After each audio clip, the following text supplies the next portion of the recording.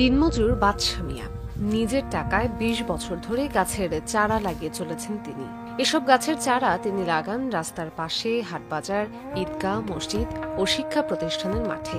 এখন পর্যন্ত লাগিয়েছেন প্রায় ৩০,০০০-এর বেশি গাছ। পরিবেশ ও বৃক্ষপ্রেমী এ মানুষটিকে তাই লোকজন ভালোবেসে গাছের বন্ধু বাদশা নামে ডাকে। পেশা দিনমজুর হলেও নেশা গাছ লাগানো। বাদশা মিয়ার বাড়ি রংপুরের পীরগঞ্জ উপজেলার সানেরহাটি ইউনিয়নের মেষ্টা গ্রামে। গাছের চারা কেনার জন্য স্ত্রী সন্তানের বাজার খরচেও টান পড়ে তার। একবার তো গাছের পরিচর্যার জন্য মেয়ের কানের সোনার রিং বিক্রির টাকা খরচ করেছিলেন। গাছের প্রতি ছিল বাদশা মিয়ার অসীম মায়া, তাই সেই গাছ উপড়ে ফেলায় তার প্রতিবাদ করেছিলেন তিনি। কিন্তু সেজন্য রাস্তায় ফেলে তাকে মারধর করা হয়েছিল। গাছ ঘিরে ২০ বছর ধরে এমন অসংখ্য টুকরো টুকরো স্মৃতি আছে।